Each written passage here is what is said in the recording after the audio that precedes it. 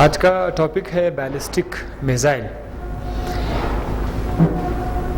Ballistic missile को समझने से पहले हम लोग बैलिस्टिक फ्लाइट देखते हैं कि बैलिस्टिक फ्लाइट क्या होती है।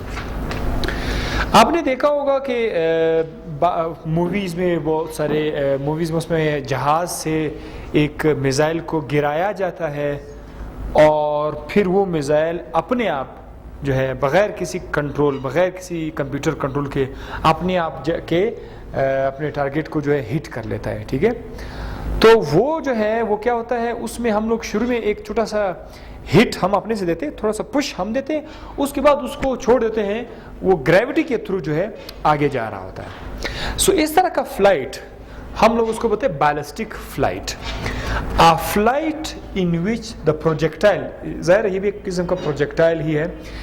Projectile is given an initial push from certain height, ज़ाहिर है आप हाइट पर होंगे और मूवमेंट में होंगे, उसके बाद आप उसको छोड़ दोगे। आप ये नहीं है कि आप हाइट पर है लेकिन खड़े हुए हालत में है, आप जिस जहाज में है वो मूव कर रहा होगा, वो हाइट पर होगा, वहां से आप उस चीज को छोड़ोगे, उस प्रोजेक्टाइल को आप छोड़ोगे तो फिर वो अपना आप आगे की तरफ जाएगा और ग्रेविटी के अंडर जाएगा। ऐसे मोशन का नाम है बैलिस्टिक फ्लाइट। चलते हुए जहाज से आप किसी चीज को गिरा देते हैं, so that is example of ballistic flight. Height and then it moves under the action of gravity. Gravity ज़ाहिर है ग्रेविटी के एक्शन ही से तो जाएगा, अदरवाइज वो हिट भी नहीं करेगा। ये बिल्कुल ऐसी बात है जैसा कि मैंने यहाँ पर एक छोटा सा डायग्राम बनाया हुआ है, एक एरोप्लेन का, एक जहाज है, वो क्या कर रहा है, वो मिसाइल को गिरा देते हैं। ये खुद जहाज जो है मोशन में है। अब जब ये इसको गिरा देता है, ज़ाहिर है इसने शुरू में इनिशियल पुश दे दिया, फोर्स दे दिया। इसको क्या करना चाहिए था, इस मिसाइल को बिल्कुल आगे जाना चाहिए था, नीचे नहीं जाना चाहिए था, बिल्कुल स्ट्रेट, बस मूव एंड मूव मूव जमीन से बाहर। लेकिन ये लॉ ऑफ इनर्शिया का बिल्कुल भी खातिर करते हैं, जिसे आप लोगों ने सुना था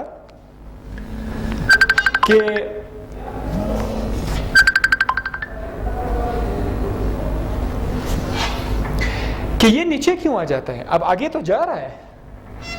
हाँ, इनर्शिया में क्या कहता है, अगर कोई जिस्म आगे जा रहा है तो वो जाता रहेगा, कभी वो अपना डायरेक्शन चेंज नहीं करेगा। तो ये भी इसको आगे जाना चाहिए, ये नीचे क्यों आ रहा है, गिराने के बाद इस पे फोर्स लग रहा होता है। क्या, कौन सा force, gravitational force. Gravitational force जो है वो इस बैलिस्टिक मिसाइल पे जो है लग रहा होता है, तो वो उसको नीचे की तरफ लाएगा। तो यहां पर आप देख रही है आगे तो जा रहा है, ये निशान किसी को जाहिर कर रहा है, आगे तो जा रहा है लेकिन साथ साथ में नीचे भी आ रहा है। नीचे क्यों आ रहा है, बिकॉज ऑफ द ग्रेविटी।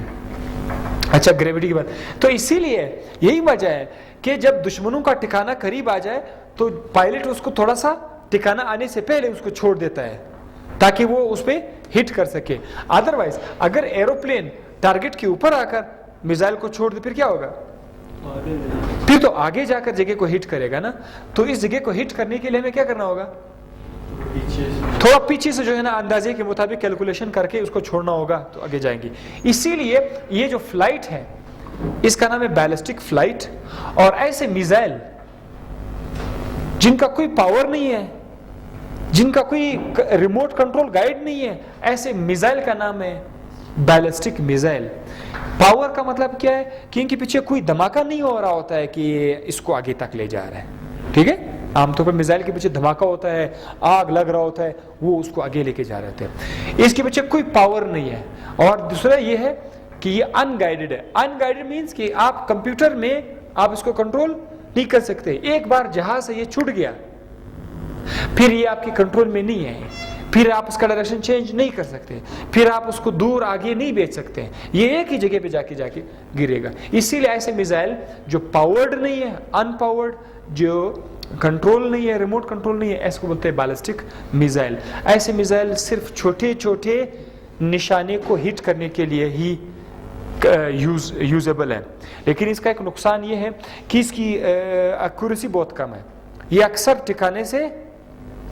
ठिकाने में नहीं लगता, अक्सर या तो पहले गिर जाता है या थोड़ा सा बाद में गिर जाता है। बड़े कैलकुलेशन करके जो इसको दुश्मन के ठिकाने पे जो है हिट करना होता है। इसकी रीज़न ये होती है कि कभी कभी हवा का फ्रिक्शन कम होता है, हवा का फ्रिक्शन उसको थोड़ा सा ऊपर कर देता है, उसको दुश्मन के ठिकाने से आगे लेके जाता है। कभी कभी वो फ्रिक्शन इस तरह से होता है कि वो उसको नीचे कर देता है, तो हवा की फ्रिक्शन ये इसको डिस्टर्ब कर लेती है।